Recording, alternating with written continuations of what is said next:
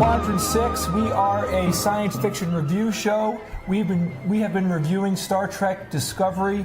This is the second to last episode in the season. Episode 14. What do they call it? The penultimate? Penultimate. Right. This episode is called The War Without, The War Within.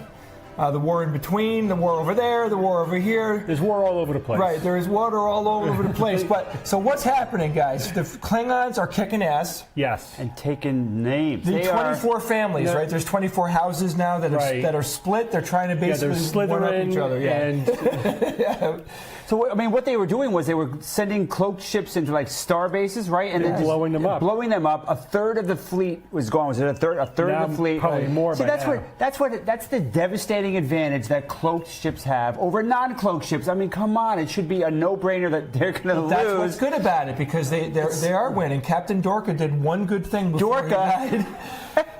He had Stamets do those jumps, which was some way, I didn't quite get the techno babble, but that was their way of figuring out their way around the... Yeah, they were able to penetrate the Klingon cloak, but he was also using it to figure out the way to get to the mirror universe. Right. Yeah. Right. Yeah. Right. But then they took the ship to the mirror universe. They never got that information to the Federation. Yeah. And then, of course, they come back 9 months later. They overshot by 9 months. A critical classic mistake. Yeah. And the war is like reached a devastating point. Yeah, I think what was the admiral's name? Admiral Cornwell? Yeah, Cornwell was saying like they lost like a third of their fleet in just one battle. I think I said that. No. Yes. Yeah, early on, a third of the fleet, and then of course the other huge loss in the episode is when they go to Starbase 1, which is what? Starbase 1, that's an important one. This got 120 AUs from Earth. Yeah, I wasn't clear on where it was, because they said it was 100 AUs from Earth.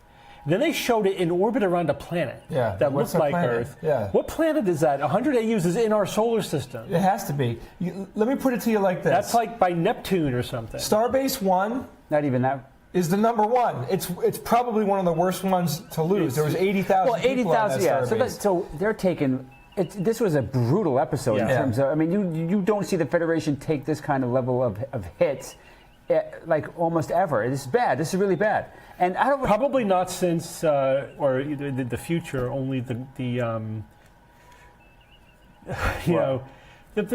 Cube guys, blanking out their name. The Borg. The Borg, probably the only other enemy that invoked such damage in the Federation. Yeah. The Wolf 359. So you're right. All right. So we start the episode. Saru was in charge. Yeah. Immediately, Michael and Giorgio, the other Giorgio, they come back. There was some uncomfortable things said about eating of Saru's race and all that stuff. It had to happen. It was awkward. But we're seeing a relationship between Michael and Saru, because you could have interpreted what was going to happen with him being mad at her or whatever. But the two of them now have a relationship. They clearly do, which I like. They did before too, but they've gotten, I think, past her mutiny, and they're starting to reestablish some trust. She's really proved herself. Come on, at this point. Yeah, I mean, they're not even treating her weird anymore. Asset. They're calling her a specialist, and it definitely seems like she's on the bridge. So she's definitely part of it. Next thing that happens is Ash explains his reassignment, his racial species reassignment surgery. Yes. Yeah. Now I got to just say, and I've been really enjoying the second half of this season a lot. Yeah. The whole reassignment thing to me is a little weak. He was like physically describing, like they, file down your fingers, and we know that they shortened his body and did all sorts of things. They did do that in the original series and other series. They had humans, looking like Romulans. That's true. Trouble with Tribbles. It's just that it's a lot easier now. I mean, it's a lot harder in this series when you have, Trouble with Tribbles. They had a Klingon posing as a human. But how did they do is shave his beard. Little base, foundation in there, and you're good. But it's just a lot harder now. Right. And a lot more powerful. Come on, you can make one alien look like another alien for infiltration. That's one of those things that's just like, all right, you really going to let them have that ability? Because that's powerful. Well, that's just a really good spot. Yeah, they haven't done it yet. That's just, in a world with one species like on the Earth, that's a spy. It's like learning the other guy's language. I know, but it's still fuzzy to me. I'm not even sure what they even did. How was the brain? Did they kind of like write Ash's mind and did the overlay? I don't know. It was kind of... It's super vague. At first, I thought that they were cohabitating. But I think they are cohabitating. Yeah, but they described it in the last episode, in episode 13. It was more of just a veneer. Well, yeah, the way I'm making sense of it now is they took Volk's body, they turned Volk's body to make it look like a human, and then they put Ash Tyler's, engrams or whatever on top of Volk to be this guy. I don't know why they just didn't put Volk on top of Ash's body. Right. That would have saved a step. It would have been a lot easier. Yeah. But then I guess it wouldn't have been really Volk. I don't know. I know. Just the idea of surgically transforming a Vulcan into a human that would pass a medical scan. I know, right? It's a little ridiculous. It's a little weak. But the other thing that really struck me this week is that I really don't give a crap about this B plot. I want to learn more about Georgiou and the war that's devastating the Federation. Whenever Tyler came on, I'm like, all right, let's get back to the but I suspect. Don't you suspect though that Tyler is going to play some key roles in what goes on with the Klingons? He's got Volk in his head. I mean, he's got his memories. He should be in every meeting. I'm like, dude, tell us all the weaknesses. It's coming. I'm sure it's coming. Come on, but they should have. Remember what we said though. There's always 3 arcs going on at the same time. So one of my favorite scenes in this episode happens next. Cornwell and Sarek transport onto the bridge right before they can Discovery, right before they can turn their shields on. That was really cool. And essentially, she gets on there and immediately takes over the ship by using. Well, they thought they were imposters because, from their perspective, the Discovery was destroyed 9 months ago. Right. So now we know, right? We didn't know what happened to the Mirror Discovery. That's a good point. As soon as it got over into this universe, it basically was destroyed. How? We don't know what. We don't know how, but it was in the war by Klingons. They said by Klingons. Yeah, and so they think, all right, now the Discovery's back with the crew, and what's going on? There's got to be some kind of imposters. But then Sarah did the mind meld. Yeah, with the mind meld. With the mind meld. That was pretty cool. And then, how useful as a super skilled Vulcan at the mind meld. They're coming on, and he's like, okay, here's exactly what happened. Straight it deal. It was huge. It was cool seeing an Andorian too, because I still love. It's always good to see Andorians. Yeah. Then we find out that we just said the Terran Discovery was destroyed. Then we find out Starbase 1 was destroyed in our universe. So they're desperate, which is always good plot, right? The Federation is desperate. They're on the brink of being destroyed by the Klingons, which means they will do anything. And as we see at the end of the episode, they will do anything to save themselves because it's a good plot device to make the good guys that desperate, and it's plausible. The Klingons are the Klingons, and they're warring with each other. They're just fighting for kills, right? They don't even have a strategy. Their strategy is we're going to win the most glory by killing the most Federation, and they're just devastating the Federation, which makes them actually a tougher enemy if you think about it, because it's unpredictable, as Michael said. It's just like a swarm of crazy people. But they don't want anything. They don't want to talk. There's no negotiating. It isn't like, hey, we need this resource or whatever. They're doing it for street cred. Yeah. So Michael goes to Georgiou and is like, how did you defeat the Klingons? Because we're clearly not doing a good job over here. And she told him, you got to take it to their home base. So that's up in their grill in Kronos. So I like that. I like going to Georgiou because clearly this emperor's got some amazing intel. We got to go Terran on your ass. Because they already defeated them. They already defeated them. But also, she's bringing the whole thing. You know this. She's bringing her brand of battle, her brand of war. That's the fun part, because now, she's going to be like, we got to be like, an 11 on a scale of 1 to 10, and that's what we're seeing in the preview for the next week. Yeah. So the big thing at the end, right? Yeah. So this is the big reveal at the end where you say, "Holy crap!" Is when the Admiral Cornwell introduces Captain Philippa Georgiou and says, "Oh, we rescued her from a Klingon ship."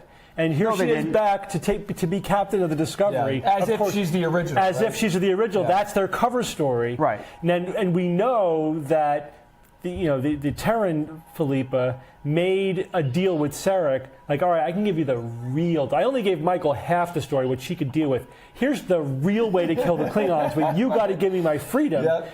And I'm thinking, what, they're going to just release this woman into the universe? That's dangerous. Yeah. But they didn't do that. They made her Captain Philippa Georgiou and put her at the head of the Discovery. But the actress is so good. She's so good. She's very good. You're seeing her walk on, and the subtext is pouring out of her. You're like, this is a mistake. You made a deal with the devil. Yeah, she did. You made a deal with the devil. She's going to drive them down a very dark path. And to her, it's like, of course. What do you mean? We're at war. It's nothing. Or, now imagine the possibilities here are interesting. Oh, sure, she's going to be indispensable and so invaluable for helping them defeat the Klingons. But she's going to have another angle. But the thing is, imagine an angle. You got an angle. Now, imagine this though. Imagine this possibility, which I don't think they're necessarily going to take. For the next season or so, she's the captain of the Discovery, yes, and her path is going to be kind of like reining herself in and taming her to be more in line with our universe. Or maybe not. Or maybe not. Wouldn't that be interesting? Where she is the captain of the Discovery. How long are they going to let that last? Right. We don't know because and they've been moving things very quickly in this series, which is good because they never are just settling into a situation. I love that. And we're thinking, how long is this going to last? Turns out, not that long. Yeah. They're turning the page very quickly, which is very good. I like it a lot. I like when stuff happens. We don't know. Yeah, I like it when stuff happens. We don't know how long she's going to be where she is. I mean, I think probably the Admiral is thinking just long enough, right? Yeah. Just long enough. Once we win the war, then we'll give you your freedom, maybe. But she said, you're not going to be captain of a ship. She said, I want to go home. Yeah, and that was interesting because she was willing to sacrifice herself in the last episode. She was going to die with honor. But I think now, what I thought was she's like, wait, all my enemies are dead. Yeah. I'll just go back and reclaim my throne. Right. I'll come up with a way. So she's got that. So I want to say, hey, Michael Rops, thank you. We noticed that you are always with us, and we want to thank you for that. Given that the Super Bowl is going on right now, you're probably our only live viewer. So thank you. Well, that's what I'm laughing about because he said, I do recall that tonight. Michael said on the tech stream, I do recall that there is some sort of sports ball thing going on tonight. We're rooting for our local sports team. That's right. Yeah. So a couple of important things, guys. One, just so you know, we are really enjoying this season. It has redeemed itself. It seems like it didn't have to redeem itself. It got started off. It was okay. It was good. They were laying the seeds, but now it's kicking butt. I think I really like the intensity. Yeah, the intensity has got up. The plot lines are great. We're starting to get into the characters. Yeah. It's still not perfect. There's still some big plot things that like I still don't like the sport drive, but the payoff is good. I think that they're right. They made it all work. In terms of a first season for all the other series, this is a great first season. On. And it's a great first Remember season. Next Gen first season? Yeah. Oh wow, it was bad. Famously bad. And if you think about it versus the original series, which I feel like it's my job to do that. Yeah.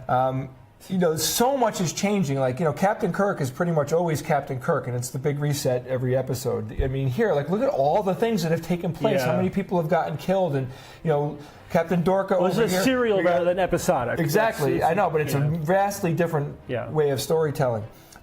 Another thing, we need your help in two ways. One way is please email us what you would like to see us review. Science fiction movies, TV shows, right? Whatever, anything in the science fiction fantasy realm. Throw it out at us. I mean, it's very easy for us to watch a movie and just jump on here and do a half hour to a 3-hour review. Or whatever, we'll try to keep it shorter than the movie itself. Yeah, we're leaning towards The Expanse. We're leaning towards Dark Mirror. Dark Mirror. Callister. Black Mirror. We're leaning towards the Orville. Altered Carbon, which we started watching. Altered Carbon is a new show. Loving that show. Cool. So just throw us your suggestions. And please, guys, if you enjoy the show, support us. You can go to patreon.com/Alpha Quadrant 6. That's the number 6, Alpha Quadrant 6. We appreciate it. We really believe in this show, and we want to keep doing it. And if you like the set, send me an email, because that's all I do is I tinker around here and I'm improving. I actually have a couple of new prop pieces that are going to be going up soon. So give me ideas, things like that. We'd love to hear from you. And next week is the season finale, episode 15. We're going to have a couple of guests returning, and Bob's going to be away. But he'll be replaced by 2 guests.